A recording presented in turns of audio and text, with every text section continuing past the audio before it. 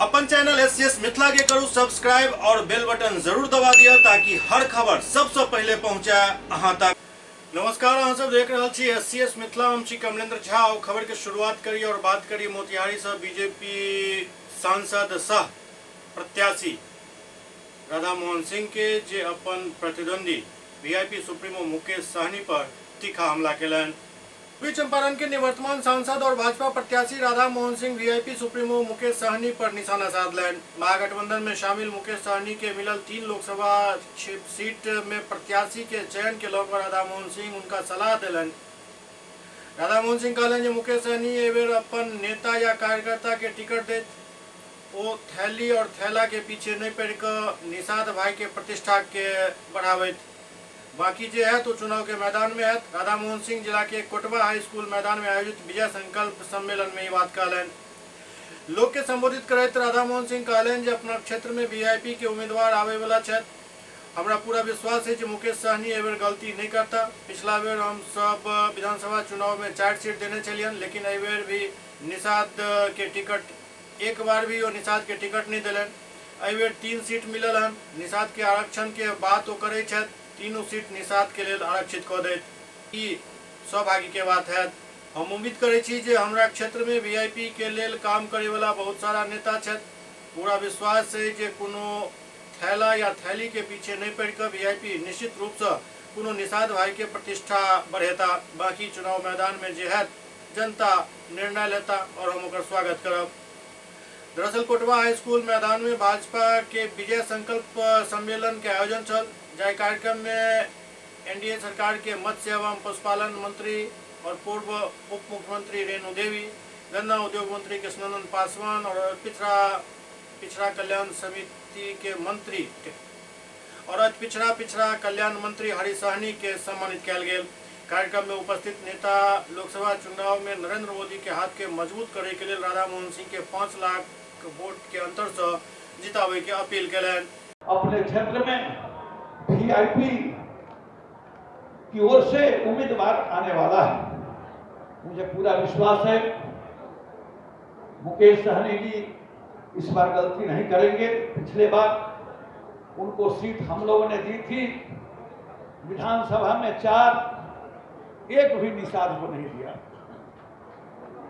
इस बार 3 सीट उन्होंने वहां लिया है। निषादों के आरक्षण की बात करते हैं तो तीनों सीट निषाद भाइयों के लिए यदि आरक्षित कर दें तो बड़ा सौभाग्य है। मैं उनसे उम्मीद करता हूं कि मेरे क्षेत्र में भी वीआईपी के लिए काम करने वाले बहुत सारे नेता हैं। आप नेताओं को जानते हैं, हमारे अशोक सहनी है, वीआईपी के जिला अध्यक्ष हैं, निर्मला सहनी जी प्रदेश की महिला सदस्य है, मोतीलाल सहनी जी मोतिहारी के हैं, तो मनोज सहनी जी चकिया के हैं, अजय सहनी जी हैं। ये सब वीआईपी के नेता हैं और मुझे पूरा विश्वास है किसी थैली और थैला के पीछे न पड़कर वीआईपी इस बार निश्चित रूप से हमारे निषाद भाई की प्रतिष्ठा को बढ़ाएंगे। बाकी चुनाव के मैदान में जो होगा जनता का निर्णय हम स्वीकार करेंगे।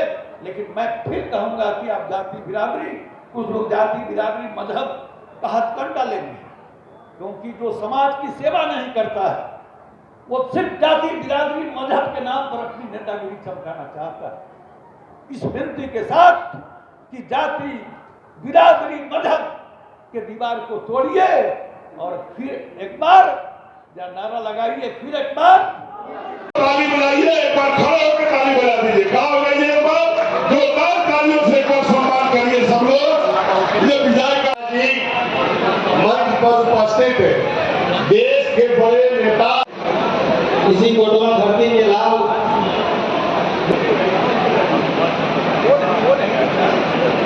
पार्टी की जो आवाज है निश्चित रूप से पूरे लोकसभा सहित 400 के पार जाएगी। तो इस लोकसभा में भी जो हम लोगों के आदरणीय उम्मीदवार ऐसा देश करना रहा है, तो हमको पूरे एक बार कृष्णानंद पासवान जी को आमंत्रित करता हूं कि विजय संकल्प सम्मेलन को संबोधित करें। एक बार जोरदार ताली अपने कोटवा के लाल गांधी का स्वागत रामबाबू यादव जी कर रहे हैं। अपने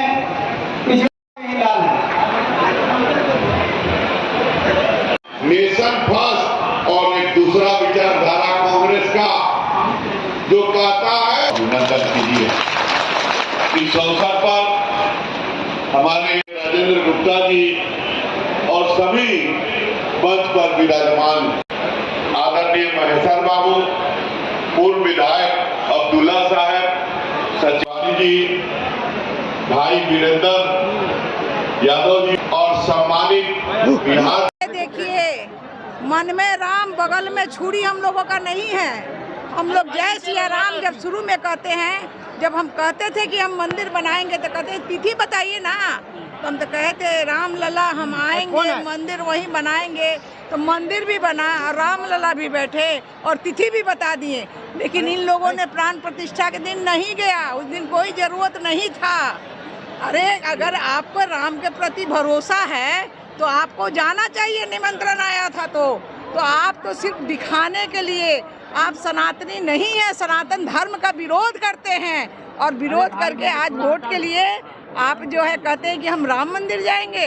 आप जा सकते हैं, सबके लिए राम है, लेकिन आपने ये साबित कर दिया कि हम सनातनी नहीं हैं। जिस दिन राम मंदिर में प्राण प्रतिष्ठा था उस दिन उन्होंने नहीं किया।